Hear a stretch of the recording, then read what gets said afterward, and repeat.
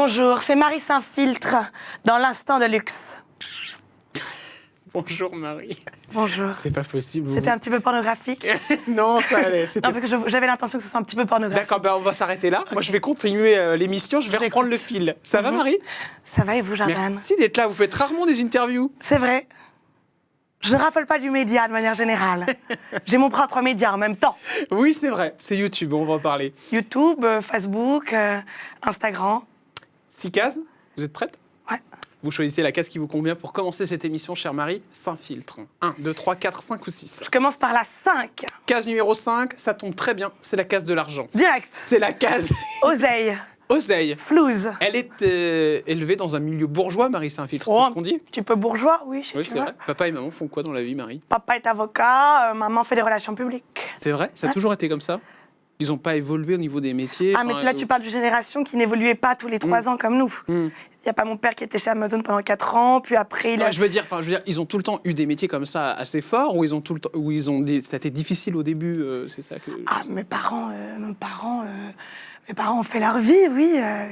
C'est pas une vie... Ah, tu veux dire si on... Vous étiez dans une vie bourgeoise, ou alors est-ce que c'est totalement faux, ça tout est fake, et non, au contraire, vous vivez Mais dans... on ne sait jamais ce qui est vrai, ce qui est faux. C'est Marie Saint-Filtre. Oui, mais moi, vous je savez veux à qui vous vous savoir. adressez, monsieur Jordan, enfin? Moi, je veux savoir, Marie. Il m'arrive parfois d'être bourge et parfois d'être une grosse provinciale qui ne sait pas du tout parler comme ça, quoi. Tu vois ce que je veux dire? On vous le reproche, ça, des fois? D'être une bourge? Non, d'être une bourge ou une provinciale, ou de jouer sur ces angles-là. Bien sûr. Qu'est-ce qu'on vous dit? Je suis une usurpatrice. On ne sait pas. Qui suis-je? Qui est la vraie Marie Saint-Filtre? La vraie Marie Saint-Filtre, elle n'existe pas. Il y a une vraie Marie que vous avez un peu en face de vous. Mais il n'y a pas de vraie Marie Saint-Filtre. Marie Saint-Filtre, elle peut à la fois être manif pour tous, homosexuelle, pro-FN, gaucho, féministe, pas. Là, vous êtes dans un rôle, Marie. Ouais. Pourquoi vous restez dans ce rôle tout le temps? C'est mon rôle, c'est le rôle que j'ai créé pour faire une satire. Ça, j'aime bien quand vous êtes comme ça, vous savez? Dans Parce mon que là, rôle, vous êtes sincère, là. Non, là, dans ces Mais deux je suis petites secondes qu'on sincère vient de avec voir. vous, Jordan, Oui, je sais. regardez-moi. Je sais bien. Vous gagnez bien votre vie en faisant Marie Saint-Filtre, sincèrement? bah, on a fait le choix d'être totalement indépendant, donc d'avoir notre société de production. Donc, tous les sous qui rentrent sont réinvestis pour le projet. Et tous les sous qui rentrent, c'est quoi? Parce que quand on voit des vidéos, on va en parler tout à l'heure, le buzz Chanel, le buzz incroyable. 0 €, ça. Vous avez rien gagné là-dessus? Rien. 0. 0. Pourtant, c'est sur YouTube, c'est C'est sur sur Instagram, c'est YouTube, sur mais Facebook. alors sur YouTube, on fait très mal les trucs parce que sur YouTube, on gagne très peu d'argent parce qu'on met des musiques, donc les droits d'auteur sont reversés directement. Ah oui, d'accord. Ouais. Vous donnez de l'argent aux autres. On en donne fait. de l'argent aux autres. Marie Saint-Filtre est humaniste aussi. Allez, on enchaîne avec une autre case, Marie. Case numéro 1, 2, 3, 4, 5 ou 6. 3. Allez, case numéro 3, c'est la case des cours Florent. Alors, la cour Florent, ça, c'est une époque de votre vie. Vous en parlez dans votre spectacle, Ouais. qui est actuellement la Comédie de Paris, semble-t-il. Pas du tout. Non, C'est très, très, très Les mal dit. Champs-Élysées. Pour quelqu'un qui est venu le voir 10 fois, c'est vrai que je suis beaucoup venu le voir. pour un grand fan du spectacle. Non, c'est au Théâtre des Champs-Élysées, Champs-Élysées, pardon. au studio des Champs-Élysées. C'est le studio des Champs-Élysées. Vous en parlez? Sciences Les cours Po. Florent ont changé ma vie. Et ça, c'est Marie qui parle, c'est pas Marie Saint-Filtre. Les cours Florent ont changé ma vie parce que j'étais à Sciences Po, je préparais l'ENA et j'ai fait des cours de théâtre par hasard au cours Florent. Et là, j'ai décidé de tout arrêter pour pouvoir faire du théâtre. Et c'est à ce moment-là que j'ai créé le personnage satirique Marie Saint-Filtre pour pouvoir exister, avoir une légitimité en dehors des castings, etc. et pouvoir créer mon spectacle, mon média avec Marie Saint-Filtre et vivre de ma passion par moi-même. Alors Sciences Po, on va en parler, c'est la case numéro 1, on va la sortir parce qu'elle est intéressante. Allez, elle va case très une. bien avec la case cours Florent. Sciences Po. Comment vous avez géré par rapport à vos parents le fait de partir de qu'est-ce- Sciences Po? Vous avez d'aller un sur les- problème avec mes Mais parents. ça m'intéresse. Vous parce adorez que- mes parents. Et vous, oui, parce que déjà vous en parlez beaucoup dans le spectacle. vrai. Ils sont le fil rouge du spectacle que j'ai été voir, c'est vrai, à maintes C'est reprises, vrai. parce que je l'ai trouvé très bien fait. Et surtout, on sent une vraie sincérité dans le spectacle, qu'il n'y a pas forcément dans ce personnage Alors- de Marie Saint-Filtre qui se sert du perso. Pour Vous voulez aller de la sur certains confidence, c'est ça? Oui, C'est ça ce que vous c'est ce que voulez, je veux. Jordan? Oui. Mon père rêvait que je fasse l'ENA. Et j'adorais Sciences Po. J'étais passionnée par la politique. Donc mon père rêvait que je fasse l'ENA. Quand je lui ai dit que tout d'un coup, j'allais faire du théâtre pour devenir une saltimbanque, ça l'a un petit peu heurté. Voilà. Il vous a dit quoi? Il m'a dit qu'il fallait que je continue de faire l'ENA. Il me le dit toujours. Mais papa, désolé, c'est fini tout ça. Et maman, du coup, dans toute cette histoire?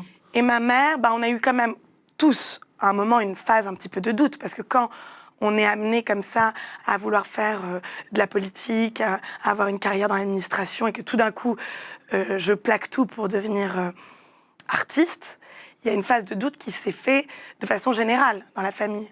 Mais ma mère m'a plus soutenue au départ que mon père. Aujourd'hui, ça s'inverse. Ils viennent voir le spectacle? Tout le temps. C'est vrai? Ils aiment? Ils adorent. Ils adorent.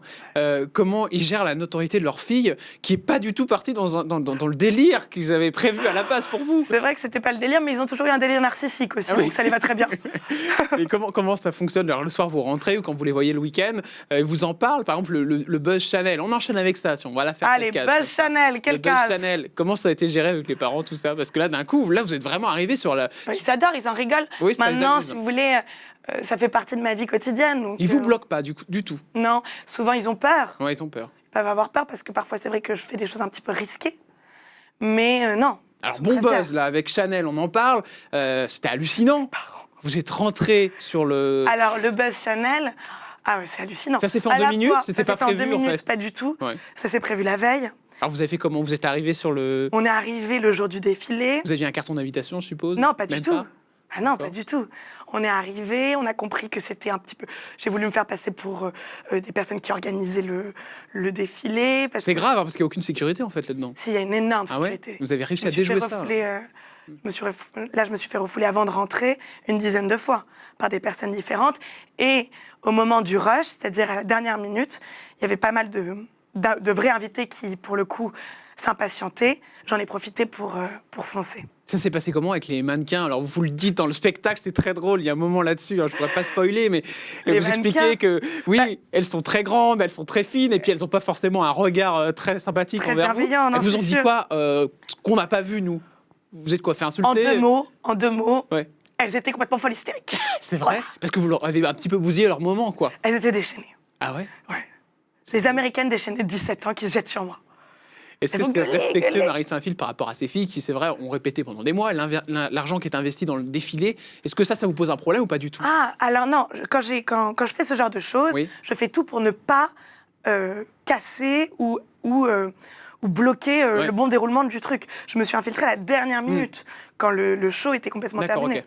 Donc ça n'a absolument rien changé au spectacle. La marque a porté plainte? Non, pas du tout, je leur ai fait un énorme buzz. Ah d'accord, donc vous avez plutôt eu des retours positifs de la marque? Pas positif, ça reste Chanel, c'est très prout-prout et Ouais. très protocolaire. Ouais. Donc positif, faut pas non plus déconner, mais non, il n'y a pas eu de sale retour. Parlons 2 secondes du bad buzz. Comment vous gérez, par exemple, cette histoire-là, quand il y a eu l'histoire de la manif pour tous, me semble-t-il. Le pire, celui-ci, c'est celui où vous avez eu le plus de De la remontrances. Gay Pride. Le Gay Pride. Il y a eu Gay On rappelle Pride. ce que vous avez Il y a, fait. il y a- Donc, il y a vous de avez- nombreuses fois où... En gros, qu'est-ce que c'est le projet d'une satire?